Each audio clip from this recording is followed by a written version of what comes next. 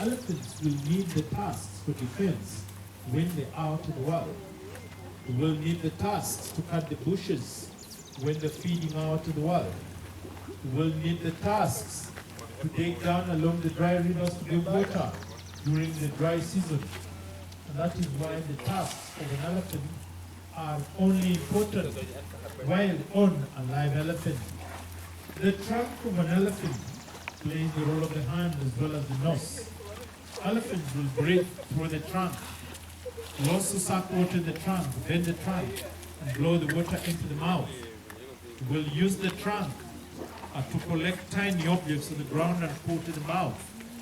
The trunk of an elephant alone has got 40,000 different types of muscles.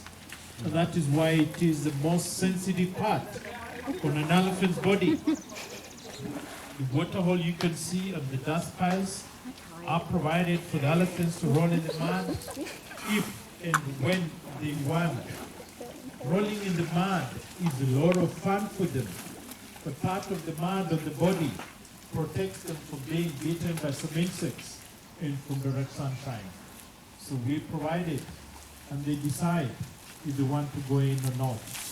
All the bushes behind me is part of Nairobi National Park, where all the elephants will spend the day, so that they can instinctively learn to be wild elephants in a wild environment under the care of our keepers. They always come back for bed in the evening at 5.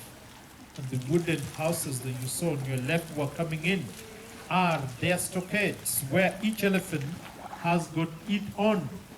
Those elephants that are under the age of 2 years have a keeper spending the night in the stockade, but a different keeper every night, so that they don't get attached to the same person.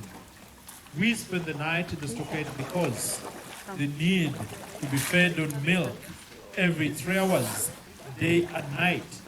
The little ones like Daba and Kipeke need to be covered with the blankets to make sure that they're kept warm at night, because pneumonia is a big threat to young elephants. They also need to be kept company because they're social animals. If left alone, they become lonely and stressed. And they can easily be stressed to death for being left alone. So that is why they need a keeper, and a different one for the past 3 years, or for the past 2 years. When they're more than 2 years, we move them to a bigger stockade, where they will spend the night alone in preparation to go to Savo and start the process of being reintroduced back into the problem in our country. This is a problem because there is always an increase in the population of human beings compared to the space and size of land. And this has caused human beings to occupy areas that originally belong to wild animals in the long run, creating conflicts between the two.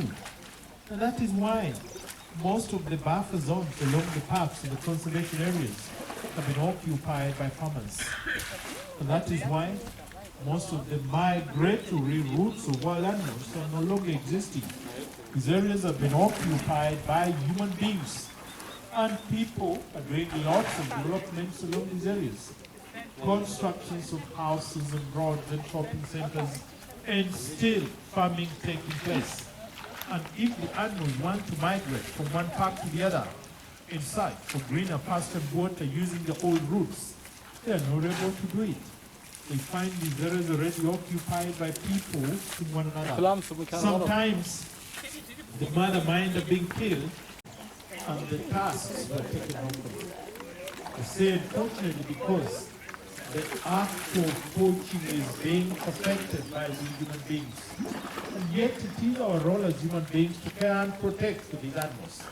As human beings, we fail in our role by causing them to be left orphans just because we are interested in the ivory. And an elephant ivory adds no value to human life. So that is why I would like to urge all of you who are here today to help stop poaching. You can help stop poaching if you want. This is right from your home, right from your country. And I say this because the end products from ivory are being sold from all over the world. So right from your home, you can help make a change by ensuring that you don't buy anything that comes from ivory or from the rhino horn. by ensuring that you spread the word to all your friends, relatives, and colleagues not to buy anything that comes from ivory or from the rhino horn. If we all did that right from the comfort of our homes, we will have ensured that the poachers don't have a market. Once they don't have a market, they won't see the need to continue killing the great.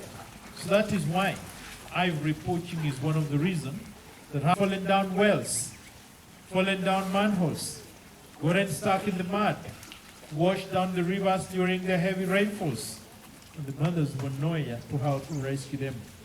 Very few of them are orphans from natural reasons. By natural reasons, I mean mothers have died from old age, from natural diseases, and from starvation back into the wild. But the majority of them